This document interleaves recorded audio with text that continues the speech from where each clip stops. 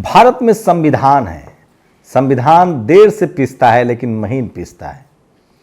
मैं मनीष सिसोदिया की गिरफ्तारी, कांग्रेस अब 50% रिजर्वेशन देने जा रही है, रोहित वेमुला कोलेजियम सिस्टम, जाति जनगणना का समर्थन करेगी। मैं ज़्यादा नहीं पूछे 75 साल का इतिहास बता दूंगा आज इस 10 मिनट के वीडियो में, और अंत में बीजेपी के लोग क्या करेंगे जब बीजेपी की सरकार नहीं होगी।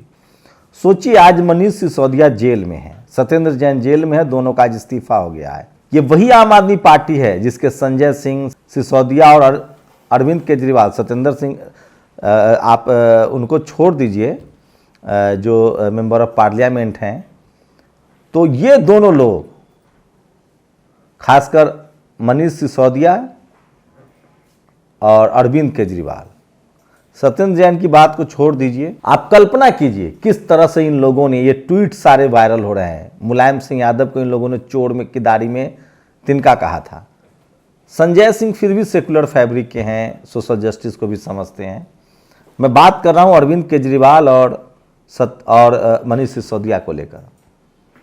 किस तरह से मनीष सिसोदिया एक पत्रकार थे। सोचिए, पत्रकार जब रहे होंगे तो उन्होंने कितना जहर बोया होगा। लालू यादव पर तंज किया था कि 17 साल से इनको कोई चोर नहीं कह रहा है, कब जांच होगी।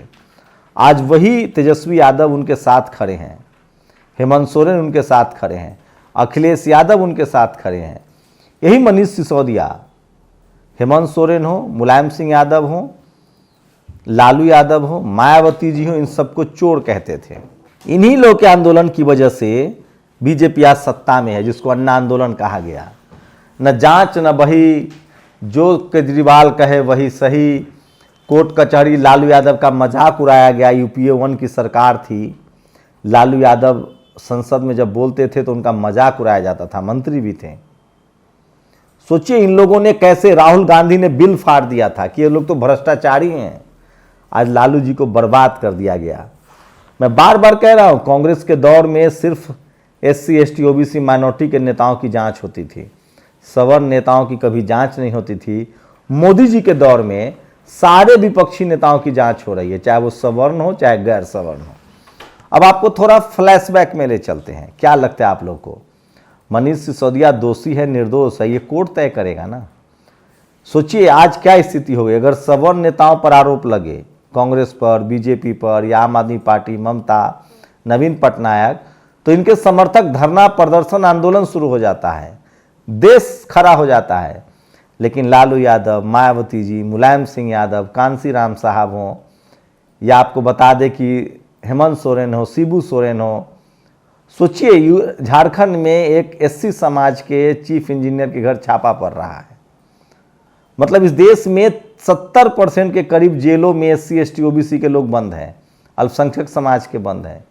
मतलब अगर आप SC ST OBC माइनॉरिटी के हैं और आप नौकरी में आए तो आपका सीयर खराब किया जाएगा, आपके खिलाफ जांच होगी, पत्रकार हैं तो आपको बोलने नहीं दिया जाएगा। मतलब हर तरह से तबाह बर्बाद किया जाएगा। और ये कांग्रेस के राज हो या बीजेपी का राज हो, बराबर चल रहा है। लेकिन थोड़ा सा कर्मा इज बैक, मनीष सिसोदिया के अपने कर्म है। मैं थोड़ा कांग्रेस पर ले चलूंगा। कांग्रेस ने कहा है कि हम 50% रिजर्वेशन देंगे SC ST OBC को पार्टी में। उसी कांग्रेस की अब प्लानिंग है कि हम रोहित वेमुला के नाम से कानून बनाएंगे, जाति जनगणना का हम समर्थन करते हैं। सोचिए, 412 सीट जीत कर आए थे ये राजीव गांधी, मान्यवर साहब ने सड़क पर ला दिया था। OBC आरक्षण के खिलाफ थी कांग्रेस। राजीव गांधी का भाषण है। इस देश में डिक्टेटरशिप लेके आई, इमरजेंसी लाई इंदिरा गांधी, उनको लगता था कि कभी कोई आएगा ही नहीं। आज उसी रास्ते पर बीजेपी है। सोचिए, बाबा साहेब के खिलाफ थी मीडिया, तब बाबा साहेब मीडिया को कांग्रेस की मीडिया कहते थे। आज मीडिया कांग्रेस के खिलाफ है, बीजेपी के साथ है। आपको क्या लगता है कि बीजेपी के साथ ये सब नहीं होगा? अरे मनीष सिसोदिया के सामने तो ये सब चीजें पिछले 8 साल में ही हो गई। कांग्रेस ने तो 60 साल राज किया है। अब क्या स्थिति है उसकी कि पार्टी में रिजर्वेशन देना पड़ रहा है। मैं फिर कह रहा हूं, इस देश में 21वीं सदी डॉक्टर अंबेडकर की सदी होगी। अब सोचिए, इसी हिसाब से अब सोचिए, बीजेपी के लोग जो आज जिस तरह से बीजेपी के लोग कर रहे हैं, जाति के नाम पर, धर्म के नाम पर, क्या आपको नहीं लगता है कि अगर कल सत्ता चली गई तो इनका क्या होगा? उन पत्रकारों का क्या होगा जो आज तमाम पॉलिटिकल पार्टियों के नेताओं को बिना कोर्ट के फैसले से पहले दोषी ठहरा रहे हैं। आरोपित सोचिए, लालू यादव ने तो बदला नहीं लिया। एक दिन 3 बड़े पत्रकार थे, शरद यादव जी की निधन हो गया था। सुकेश रंजन, मैं नाम बता रहा हूँ, सुकेश रंजन ठाकुर समाज से हैं, विकास ब्राह्मण समाज से हैं, पंकज ब्राह्मण समाज से हैं। मैं भी खड़ा था, लोगों की बात सुन रहा था हेलो नमस्ते के बाद। इन लोगों ने कहा कि लालू यादव की हम लोगों ने इतनी खिल्ली उड़ाई, इतनी आलोचना की। सुकेश रंजन ने एक कहानी सुनाई कि कैसे मेरे एक ड्राइवर ने कहा कि आपके बारे में ऐसे बात कर, लालू जी ने कहा फटकारा। कितने डेमोक्रेटिक थे लालू यादव, हजारों लोगों ने उनकी मिमिक्री बना के कमाई की है। कभी उन्होंने किसी को नोटिस तक नहीं भेजा, कभी किसी पत्रकार को धमकी नहीं दी, जेल भिजवाना तो दूर है, जंगल राज न जाने क्या क्या कहा गया, बाबा साहब के खिलाफ क्या क्या लिखा गया। रोज हम लोग को कितनी गालियां दी जाती है। मैं फिर कह रहा हूं, एक समय आएगा जब आपको अपनी गलतियों का पछतावा भी होगा और उसको आपको हर्जाना भी भरना पड़ेगा। आज कांग्रेस अपनी पार्टी में रिजर्वेशन लेके आ रही, जो कल तक रिजर्वेशन के खिलाफ थी। कांग्रेस, बीजेपी, आज सोचिए बीजेपी को डाइवर्सिटी पर बात करनी पड़ रही है, 27% रिजर्वेशन पर, कोलिजियम सिस्टम पर। तो देर सवेर होगा। सोचिए आम आदमी पार्टी के नेताओं ने किस तरह के कर्मकांड किए थे, ये बचेंगे नहीं। आम आदमी पार्टी सबको चोर, बेईमान, भ्रष्ट कह रही थी। कल केजरीवाल की भी बारी आएगी। जैसा रोपेंगे वैसा इन लोगों ने डेमोक्रेटिक सिस्टम को कमजोर किया, संविधान को कमजोर किया।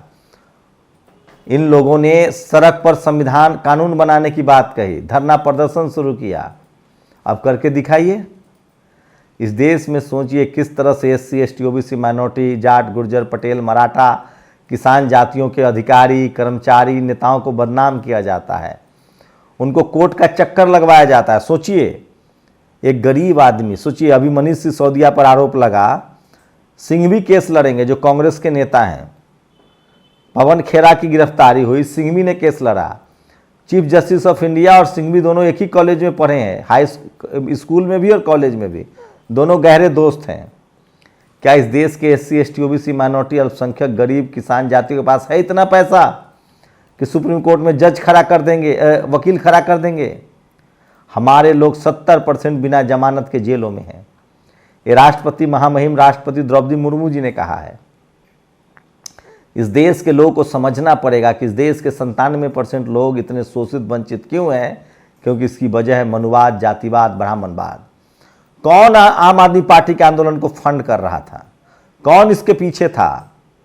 सारे संघ के लोग थे, सारे बीजेपी के लोग थे। और कौन इसके शिकार थे? मायावती जी, मुलायम सिंह, लालू यादव, हेमंत सोरेन, शिबू सोरेन। किसने सोशल जस्टिस की लड़ाई को कमजोर किया? किसने समाजवाद को कमजोर किया? कितने संविधान को कमजोर किया? आज जब वही काम मोदी जी कर रहे हैं तो आप बिलबिला रहे हैं, छटपटा रहे हैं। और यकीन मानिए, प्रधानमंत्री मोदी खुद कहते थे कि CBI का दुरुपयोग होता है।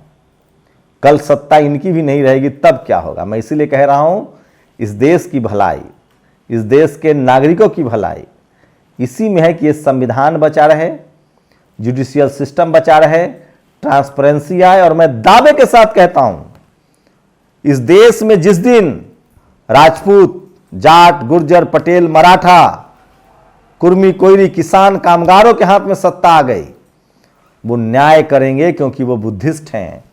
वो न्याय करेंगे क्योंकि उनका DNA में न्याय है। वो न्याय करेंगे क्योंकि बुद्ध ने इस देश की दुनिया को अहिंसा का पाठ पढ़ाया है। वो न्याय करेंगे क्योंकि वो बुद्ध को मानते हैं, रैदास को मानते हैं, कबीर को मानते हैं, फूले को मानते हैं, पेरियार को मानते हैं, अम्बेडकर को मानते हैं। मैं फिर कह रहा हूं, इस देश के जो मेहनतकश लोग हैं, जो किसान जातियां हैं, उनमें न्याय करने की ताकत है। इसलिए वो अन्याय नहीं करेंगे किसी के साथ। अन्याय करने वाले जो जातिवादी, मनुवादी, ब्राह्मणवादी व्यवस्था के जो पोषक लोग हैं, ये वही लोग हैं जो कल संविधान बदलने की बात कह रहे थे, जिनको संविधान पसंद नहीं था, जो सड़क पर कानून बनाना चाह रहे थे। मैं फिर कह रहा हूं कि इस देश के संविधान पर भरोसा कीजिए, उसको इंप्लीमेंट कीजिए। संविधान के हिसाब से ये पूरा सिस्टम चलेगा तो सबको बराबर का न्याय मिलेगा। नहीं तो अगर आपने सत्ता के हनक पर, सत्ता के दम पर संविधान को तोड़ मरोड़ किया, जुडिशियरी को प्रभावित किया, अपने हिसाब से फैसले करवाए, तो यकीन मानिए, अरे दौर तो मुगलों का भी नहीं रहा, दौर तो अंग्रेजों का भी खत्म हुआ है, दौर तो बड़े बड़े राजाओं का खत्म हुआ है, लेकिन इतिहास तय करता है कि पेशवा क्या करते थे और शिवाजी महाराज क्या करते थे, दोनों में क्या अंतर था। सम्राट अशोक ने क्या किया और पुष्यमित्र शुंग ने क्या किया, मुगलों ने क्या किया, अंग्रेजों ने क्या किया। इसलिए मैं कह रहा हूं समय सबका लिखा जाएगा। न्यायप्रिय बनिए, संविधान के साथ चलिए, शोषित वंचित के साथ खड़े रहिए। अन्याय करने वाले का इतिहास भी लिखा जाता है और दुनिया में किसी का अन्याय परमानेंट नहीं रहा। अरे ये जीवन ही परमानेंट नहीं है। बाबा साहेब को आप क्यों मानते हैं? आज दुनिया भर के कॉलेज यूनिवर्सिटी में उनको क्यों पढ़ाया जाता है? बुद्ध को क्यों पढ़ाया जाता है? कबीर को क्यों पढ़ाया जाता है? संत शिरोमणि रैदास जी को क्यों पढ़ाया जाता है? क्योंकि वो न्याय के साथ थे, अन्याय से सवाल पूछ रहे थे। यही काम पत्रकारों का होता है। सोचिए, आज जितने जो जातिवादी, मनुवादी, ब्राह्मणवादी पत्रकार सरकार की हाँ में हाँ मिला रहे हैं, कल सत्ता चली गई तो, कल कोई दूसरा सत्ता में आएगा तो, मान लीजिए इस देश का SC ST OBC Rajput Jat Maratha Patel Gurjar आ गया, तो मैं जानता हूं वो अन्याय नहीं करेंगे। लेकिन कोई गैर बीजेपी वाला कोई मनुवादी सत्ता में आ गया, कांग्रेस आ गई, ममता जी आ गई, नवीन पटनायक आ गए, ब्राह्मण समाज के लोग ही विपक्ष में आ गए, केजरीवाल PM बन गए, सिसोदिया PM बन गए, तो क्या करेंगे इन टीवी अखबार वालों का? तो उल्टा टांग देंगे। इसलिए मैं कह रहा हूं कि किसी के साथ आज बुलडोजर क्या हो रहा था, मुसलमानों पे चल रहा था खुश थे, दलितों पे चल रहा था खुश थे, पिछड़ों पे चल रहा था खुश थे, सिखों को खालिस्तानी कहा गया खुश थे, किसानों को पाकिस्तानी कहा गया खुश थे, दो ब्राह्मण समाज की महिला पर भी बुलडोजर चल गया, जल गया। इसलिए मैं कह रहा हूं अन्याय के खिलाफ खड़ा होइए। ये मनीष सिसोदिया, अरविंद केजरीवाल इस देश में डेमोक्रेसी के हत्यारे हैं। ये लोग सड़क पर चाहते थे कि कानून बने, ये लोगों ने डेमोक्रेसी का फायदा उठाकर हिटलरशाही को थोप दिया देश पर। ये दोनों दोषी हैं। लालू यादव, मुलायम सिंह यादव, मायावती जी को इन लोगों ने बदनाम किया है, बहुजन नेताओं को बदनाम किया, सोशल जस्टिस को बदनाम किया, धर्म की राजनीति लेकर आए हैं। अगर कल बीजेपी नहीं रही तो जो आज उनके भांड बने हुए हैं, जो आज उनके नाम पर अत्याचार करते हैं, गाली गलौज करते हैं, उनका क्या होगा? सोचिएगा जरूर। मैं इसलिए कह रहा हूं कर्म हमेशा लौट कर आता है। अरे जब अंग्रेज नहीं रहे, मुगल नहीं रहे, पुष्यमित्र शुंग नहीं रहा, पेशवा नहीं रहा, राजा तो सम्राट अशोक भी हुए, राजा तो शिवाजी महाराज भी हुए, राजा तो महाराणा प्रताप भी हुए। उनकी तारीफ क्यों करते हैं लोग? रानी लक्ष्मीबाई की तारीफ क्यों करते हैं? अहिल्याबाई होलकर की तारीफ क्यों होते हैं? माता जिजाऊ की तारीफ क्यों होते हैं? झलकारी बाई की तारीफ क्यों होती है? मैं इसलिए कह रहा हूं जो जिस दौर में जीना मरना सबके, कोई जिंदगी लंबा इस धरती पर कोई अमर होने नहीं आया है। नाम उसी का अमर होगा जो न्याय के पक्ष में खड़ा होगा, अन्याय के खिलाफ खड़ा होगा। जिंदगी लंबी नहीं शानदार होनी चाहिए। आप लोग अपनी प्रतिक्रिया जरूर दीजिए। और अरविंद केजरीवाल, मनीष सिसोदिया ने इस देश के डेमोक्रेटिक सिस्टम को कमजोर किया है। राहुल गांधी, सोनिया गांधी जी ने CBI का इस्तेमाल किया। राहुल गांधी ने फाइल फाड़ा था। सोचिए, जगन मोहन रेड्डी को जेल में डाला था इन लोगों ने, मायावती जी पर केस चलाया, लालू जी पर केस चलाया, मुलायम सिंह यादव पर केस चलाया है, शिबू सोरेन को जेल में डलवाया। ये लोग कम पाप के भागीदार नहीं। और ये जो नए फासिस्ट आए थे, ये दिन रात बहुजन नेताओं को गाली देते। मोदी जी ने टाइट कर दिया ना। मैं अभी भी मोदी जी के खिलाफ साथ नहीं हूं। मैं इस बात का पक्षधर हूं कि अगर किसी पर आरोप लगा है तो एक जुडिशियल ट्रायल हो, ये मीडिया ट्रायल नहीं होना चाहिए। कोर्ट फैसला करेगा। लेकिन एक बात तो है कि शराब वाले मामले में और मनीष सिसोदिया इन्वॉल्व हैं, क्योंकि उन्होंने पूरी पॉलिसी चेंज कर दी थी। उन्होंने सरकारी कंपनियों को बेच दिया था। एक तरफ वो सरकारी स्कूल का दावा कर रहे थे, दूसरी तरफ सरकारी बिजनेस को बेच रहे थे। पाक साफ नहीं है वो। प्राइवेटाइजेशन के जो भी पक्षधर हैं वो इस देश के संविधान, बहुसंख्यक आबादी के खिलाफ लोग हैं। कोर्ट, खैर मैं कौन होता हूं जजमेंट करने वाला, लेकिन मैं मनीष सिसोदिया के वही सारे ट्वीट्स देखता हूं जो उन्होंने इस देश के बहुजन नेताओं के खिलाफ लिखा है। सोचिए, तब समझ में आता है। ये राजा कनी मोरी दो जेल गई, इसी शख्स की वजह से, तब तो आपको बहुत मजा आ रहा था। 7 साल में ही चीजें वापस हो गई ना।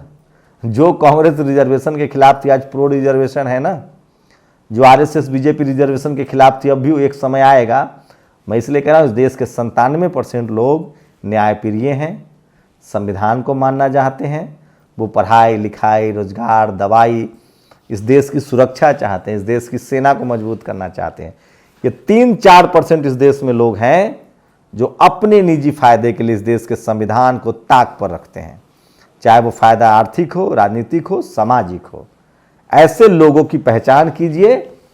जो बुलडोजर के पक्ष में है वो संविधान के खिलाफ है, जो जातिवाद करता है, धर्म की राजनीति करता है, वो संविधान के खिलाफ है। ऐसे लोग की बहुत आसान पहचान है। जो जाति के नाम पर फैसले करे, जो धर्म के आधार पर फैसले करे, वो संविधान विरोधी है। अपनी प्रतिक्रिया जरूर दीजिएगा। शुक्रिया। नेशनल दस्तक की आपसे गुजारिश है कि अगर इसको बचाना चाहते हैं तो नेशनल दस्तक को सब्सक्राइब करने के लिए रेड कलर के सब्सक्राइब बटन को दबाएं, फिर बेल आइकन की घंटी दबाएं। नेशनल दस्तक को बचाने के लिए बहुत जरूरी है कि हर खबर को शेयर करें, लाइक करें, कमेंट जरूर करें।